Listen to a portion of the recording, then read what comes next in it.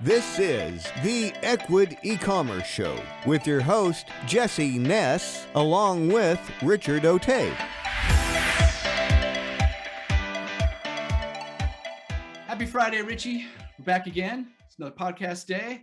We're going to bring in our DTC expert, Ashwin Krishnaswamy. Ashwin, how are you? I'm great. Thank you. You nailed the pronunciation there. Let's start with a little bit of your experience, both with brand and agency. Sure. Yeah. So my background, I have an agency called Forge. I've been around for 4 years and work kind of exclusively with early stage consumer brands. Most recently, we helped Troy Aikman launch a new beer brand called 8. Another one that comes to mind from this past year is Muddy Bites. They make the bottom of a sundae cone as a snack bag. And that's kind of been a viral hit on Instagram and TikTok. And so, yeah, we work with these early stage companies and we see a lot of tactics and strategies that they employ to help them grow. So that's been a whole wealth of learnings. And then I have a brand that I run called Oklahoma Smokes too. Awesome. I can't wait to steal some of your best ideas here. So hopefully everybody listening is also ready to take some notes and pick your brain here and see how everybody else can grow their own direct to consumer business. So you've seen a bunch of businesses, you got a bunch of different experience. What's a good tip for somebody to just get started out without going to Google and Facebook? So I think the playbook traditionally for a lot of DTC brands is, hey, let's go put a bunch of money into Facebook ads, Instagram ads, Google ads.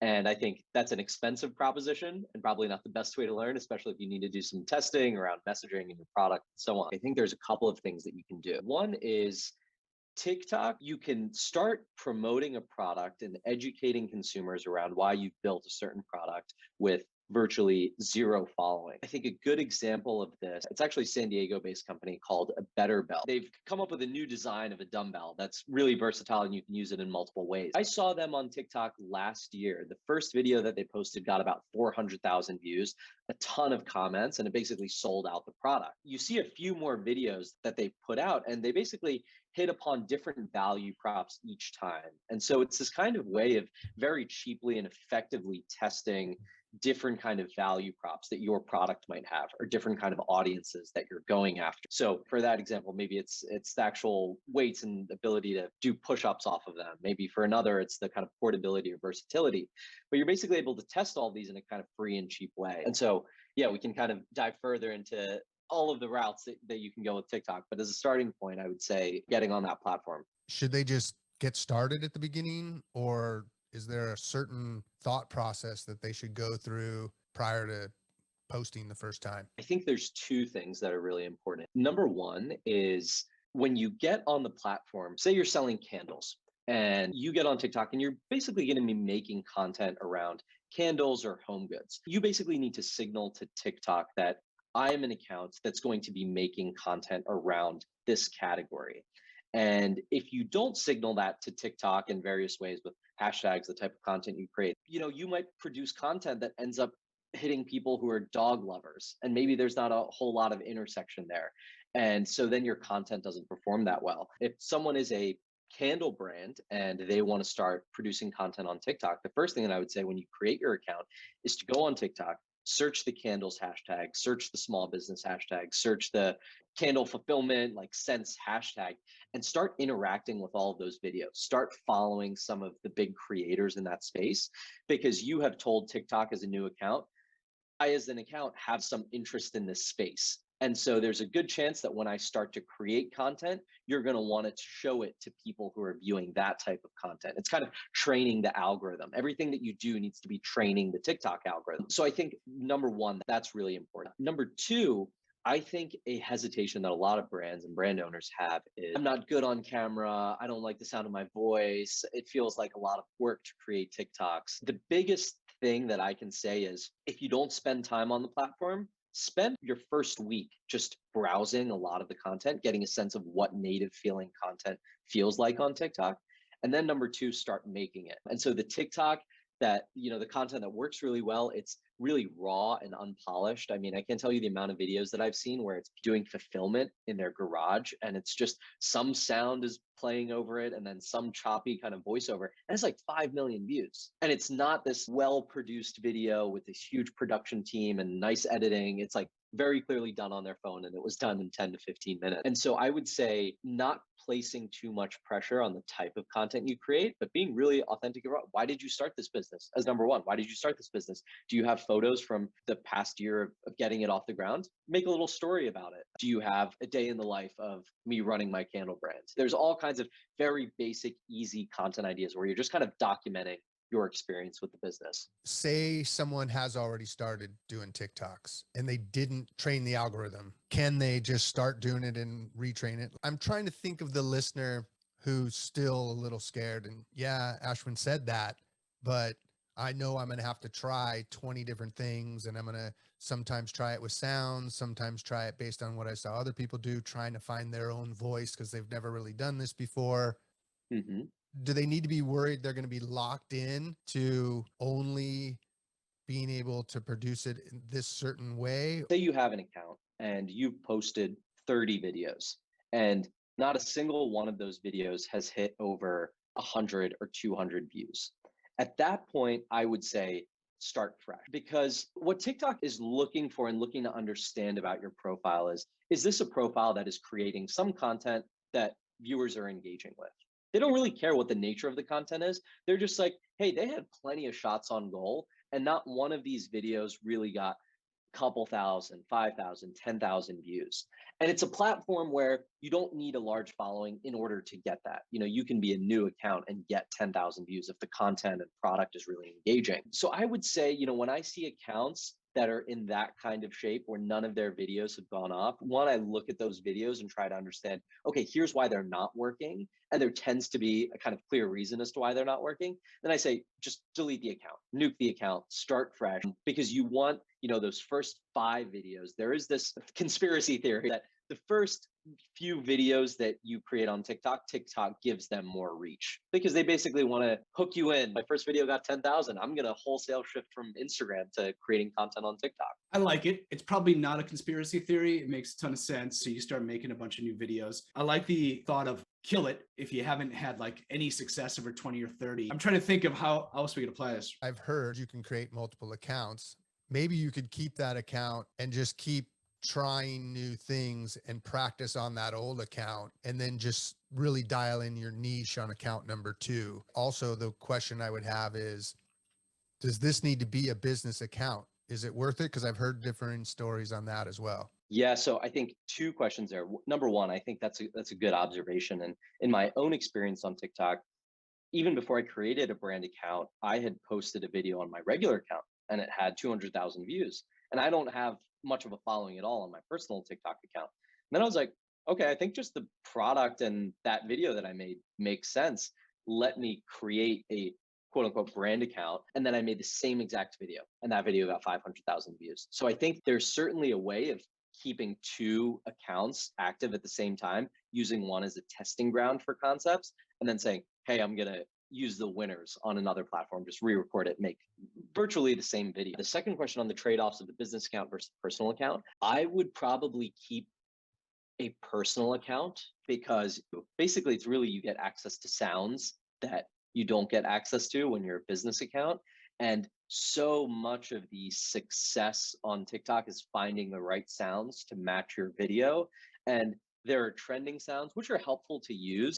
TikTok is very kind of a memetic platform where like memes really thrive. It's embarrassing to say, but I could have my eyes closed scrolling on TikTok, and when I hear a sound, I can tell you what the arc of that video should be. It's like someone is, they have a text overlay, then they show an iMessage, and then they're like really concerned about what they said in the iMessage. Like that's the arc that's going to apply to a certain sound. And so you get the benefit of that with your personal account, whereas with a business account, a lot of those sounds are off limit and have copyright restrictions. The upside of having a business account is that you get really detailed analytics on who your customers are, when they're active, view counts on the videos that you have, your follower counts over time. Yeah, I think there's a trade-off at some point where a brand says, okay, I've grown to this on a personal account, I'm going to switch it over to a business account. Okay, good clarification, because I get it. You have to test.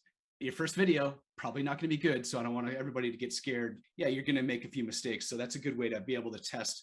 You have to put out some content. You have to see how it works. But yeah, at some point you need to dial it in, figure out the hashtags, figure out the sounds. All right. Nobody gets scared about TikTok. Richie, I know you're a TikTok expert here. So I don't know about expert. I'm just playing around. I'm getting 200 to 300. I've got a couple that have got thousands, not any in the hundreds of thousands, but I'm specifically doing it because I'm trying to just show my personality and who I am. I don't really care. I'm not getting super attached to the view count. From what I can see so far, yes, the followers that like you will see it every now and again also, but it's mostly appearing to me that it's putting it in front of new people. I know enough about life to know they're not going to want to care about the nuances of my life yet anyway, until more people know about me and know what I'm up to. So I'm strategically doing that on purpose, but it's also helping me with not being too worried about the view count in the beginning. That's why I also asked you about the second account, because there are a lot of things that I've learned doing it this way that if I wanted to actually do business on there, that I would definitely apply from a very niche targeted way. I could kind of show my personality on another account if I ever wanted to. I strategically have kind of gone wide when everybody's talking niche, because I figured, well, cool, I'll get to learn more about this. I'm not super concerned. I'm not putting a ton of time into it, but I'm posting something every day. So Yeah. I'm learning something new every day. Richie, I'm curious to go watch some of your videos and see the type of content you're putting out there. There's a creator who I follow on TikTok. His name is Tim Chiusano, and he's like the head of marketing at a big corporate Fortune 500 company. And his content is really just the nuances of his day-to-day life, going to work and being with his family. And it's virtually this, you think it's the same content every day. He's like, woke up at 4 o'clock today, I went for my walk, I talked to the bagel guy, then I got in the shower, then I went to work. And he's amassed, I think, about 400,000 followers now. And he has these kind of kernels of kind of insight or wisdom that he shares from his day to day. He's like, yeah, today was a bad day at work. I had my performance review. Here's like a tip on performance reviews, but doesn't make it super like, hey, here are the 5 things you need to know about performance reviews. He's just kind of talking about his day, and has a really nice kind of voice and like connection with his audience. And I think for him, I was scrolling back last night. I was like, when did he start posting? And I couldn't even get to the bottom of it. But what I noticed is, the view counts are obviously dropping as you go lower and lower because he's building up the account now. But he was just consistent. And I think that's an important takeaway, is that TikTok really rewards consistency, where if you have an account that's consistently doing 1,000 views, let's say 500 to 1,000 views, but you're posting every day, I think that's a better account to have than an account that maybe gets 100,000 views and then is silent for 4 weeks, and then post another video and then is silent for 4 weeks. Because what they really want is an account that can kind of create engaging content, especially if you're moving up the ladder of bringing more people in as you kind of tell that story around the content you're creating. So I think that's a good point. All right. So we talked about a couple products that are sort of viral in nature, right? And certain things are just going to naturally be viral. They're cool. People want to talk about it. But you also mentioned candles, not really that cool, kind of been around for a long time. How do you make we'll call it a non-viral product viral? That's a great question. I think type of content that you can create is less so about let's stick with candles, less so about the candle itself and more so around behind the scenes of your business or how you're growing the small business. I follow an account that they make socks, nothing crazy, nothing new. I think they have some cool patterns, but there's always a lot of behind the scenes content of this owner creating his socks. Another one I'm thinking of is he makes men's watches, maybe at like $100 price point. Nothing that interesting about the watch. It's not that viral, but there was, it has all these videos about how COVID kind of decimated his business. He was only doing 3 or 4 orders a day. His family members told him to stop working on the business. And every day he just put out content. He's like, I had 3 orders yesterday. I have 2 orders today. Oh, today I have 5 orders. And then now, I've checked in on him a year later and he's got a fulfillment factory and he's doing like thousands of orders a day. And so I think that behind the scenes content where you're basically able to build a connection with the owner or creator of that business, I think that is one really good approach. And especially as a small business owner, you can use that to your advantage, because it's really, what I think about content creation is it shouldn't have to be another job for you. And so the more that you can document what you are doing in the day and then have this byproduct come out of it, which is, hey, here's this piece of content that I can throw on TikTok, the better for you. One of the things I love in your first point is if you're just documenting your process, you can look at it like there are probably thousands, if not hundreds of thousands, possibly even millions of people who are aspiring to do what exactly you're doing right now. And they're just intrigued in watching the process, one, and then that puts you in a situation where people want to support what they think they help create. That reminds me of a brand that I think they've done a great job on TikTok, but kind of inadvertently ended up doing a great job on TikTok. They're a hard seltzer brand called Nectar Hard Seltzer. And the first video that they made was about how their business was failing. And it's these four guys, they put in a bunch of money into their business. It wasn't taking off. All the distributors were saying no to them. And the first video that they posted got, I think, like 300,000 views, just because it was this really engaging tale about, hey, I started this business. I put a bunch of money into it. It's failing. I don't know what to do next, really. And they got a ton of outpouring of support. And so then they start to unpack pieces of that. And they're like, okay, let's rewind. The next videos, let's rewind 6 months. Here is, we did this production run and everything was going wrong and the cans weren't fitting and this was breaking and we lost a bunch of product. Again, you get more community support and everyone there is kind of rooting for you. They're like, hey, I want to try this. Where can I go try this? Especially for a brand like that, you have to get distribution. You can't really sell online, so you need to sell distributors or stores. All the distributors and stores were saying, hey, we're not going to take your product. So they make a video saying 200 people basically told us no. And here's video evidence of all of them saying no to us. But finally, we convinced this one store in Oakland, California to stock us for one day, probably on consignment too. But please just show up. If you want to try our product, show up and buy the product. And they were like, we're doing this drop on Saturday. And they created a line around the block from people who just found them on TikTok. And TikTok also shows content in a relatively local region before pushing it out to wider regions. They sold out of that store. And then they started replicating that strategy store by store. And they were just like, tell us where we should come next. They build up a phone number list, go do a drop there, and basically prove to each store one by one that they can create demand for their product, channel it into their store, which is a really smart strategy. And that was a year ago that they made that first video. And now they're in 600 stores up and down California. In Hawaii, they're kind of expanding pretty quickly. And so to your point, you can find this community when you show them the behind the scenes, especially the ups and downs of it, of people who are just kind of rooting for you and want your businesses to succeed and will support that. That's everyone talks about brand building and moats around brand building, but what is the strongest brand connection you can feel? I think it's when you know the people who are building that and why they're building it. And when they go through a bad time and they tell you, and you can drop in some TikTok comments and say, hey, why don't you try this as a marketing campaign? And then you actually go do it. It's like that customer is going to be with you for life because they felt like, hey, I'm helping you build your business. I'm giving you ideas to help you build this thing. So yeah, I can't speak highly enough about that kind of approach. It'd be interesting to find out when you talk about the local, are they pushing it local around where you're producing the video from, or do they just choose it randomly? They push it local to where you are. So right now I'm in New York City. I would say for my videos, probably 60% of the viewership happens initially in New York and in New York City.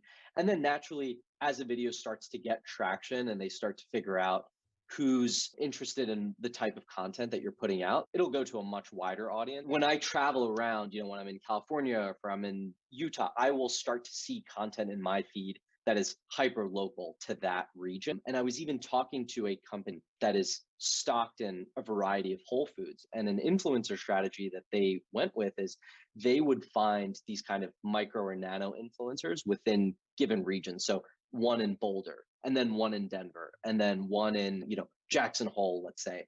And they would have all of them go to their local Whole Foods and say, hey, I just picked up this new protein powder. And that was driving sales and a volume lift in those regions because people in that area were seeing it. And they're like, oh, that's my Whole Foods. I can go buy this product. Yeah, that's fantastic. It makes me think about one of the topics that we were going to potentially mention. You had a merch strategy. That might be a great potential strategy to use in this scenario. So just for some context, I have a business called Oklahoma Smokes. We make a nicotine and tobacco-free cigarette alternative. It's made with CBD. And the idea is for smokers who are looking to quit smoking. There's two kind of challenges with this product in that it's a CBD and a smoking product. So for a lot of platforms or guideline violations, they say, hey, you can't talk about a product like this. You can't showcase it. And I think where this strategy can apply to a product that has a non-virality to it. So think of a candle brand again. How could you employ this type of merch strategy? We basically looked at merch as a channel to create really unique pieces. So we create these unique matchbooks that have our kind of taglines on them that are really kind of artistically designed. We work with the artists to make them. We made these really cool bandanas, really cool hats and t-shirts. And on one end of the spectrum, it's like, why are you spending so much time on your merch strategy when you should be just selling the main product? And I think it's three things.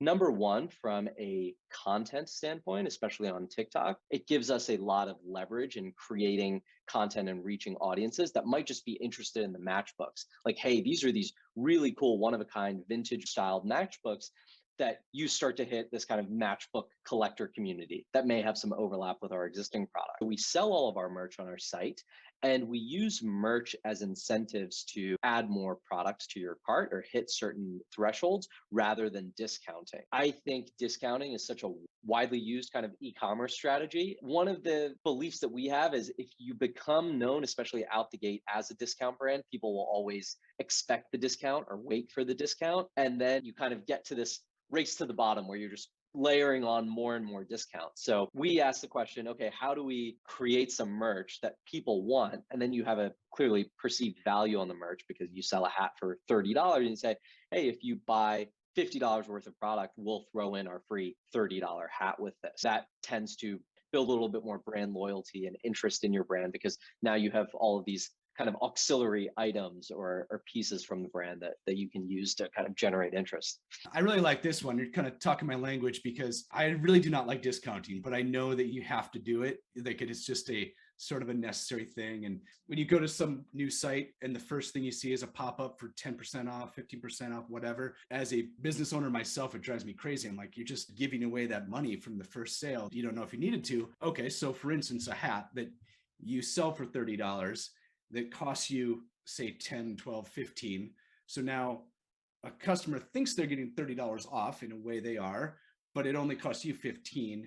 And now they have a hat with your logo on it. And, so they're advertising it to their friends and family, etc. So love this. Now, what's the math behind it, I guess? We're always kind of shifting this or playing around with it, especially at different seasons, Black Friday, maybe rather than just doing a discount, we say, hey, if you spend $100, here's all of the merch that you might get. Which isn't to say that we don't do just straight discounts from time to time, because we also hear that, hey, that has to be happening. I think the way to think about it, or how I would think about it as brand, is if you're giving 20% off on $10 product, let's say, or $100 product, okay, you're giving basically $20 back of value that you could have captured from the customer. Is there a product that you can create for less than $20 that could do the same job incentivizing them? So if you create a hat and the hat is $10 and the hat is like, hey, that's awesome, I would buy that independently, and you could see kind of similar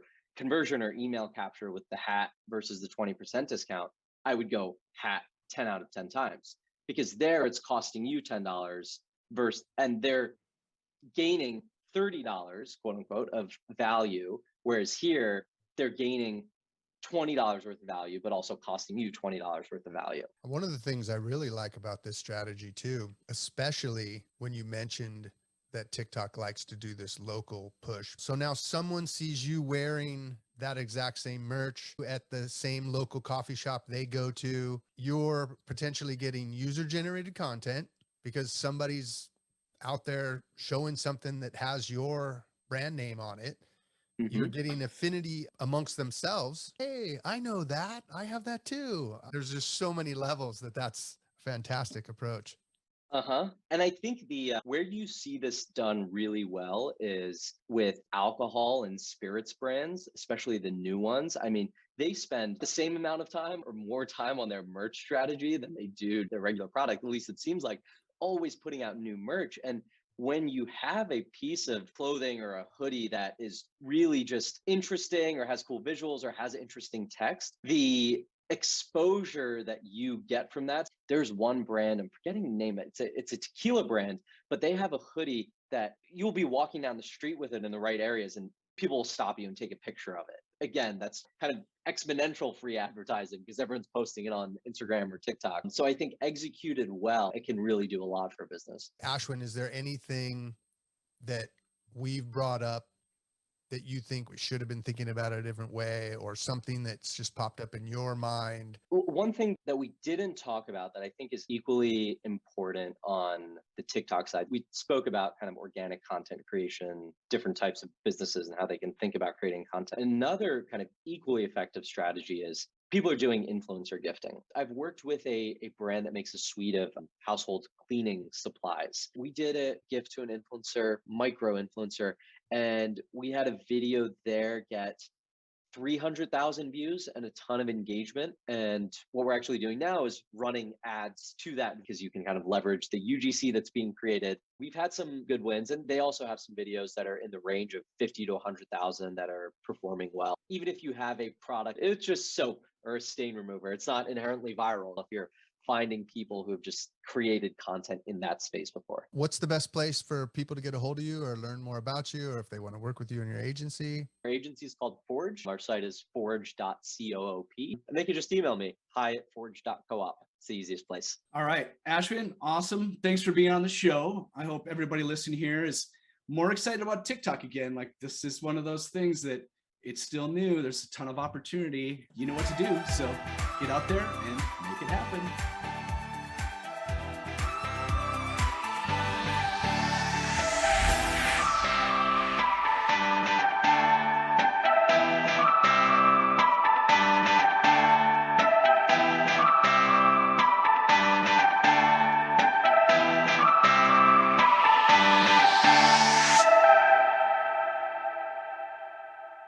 Hey, this is Jesse and Rich. We want to let you know we really appreciate you listening. We hope you find the tips we give you helpful for growing your business. You can find all of our past episodes and a lot more useful stuff at ecwid.com/podcast. And also, check us out on your favorite podcasting platform like Apple Podcast or Stitcher, and make sure you never miss an episode by subscribing. Be sure to let us know what you think by rating and reviewing so we can serve you better. So subscribe on your favorite platform. And come join our community, check out the transcripts, or tell us why you would be a great guest at ecwid.com/podcast.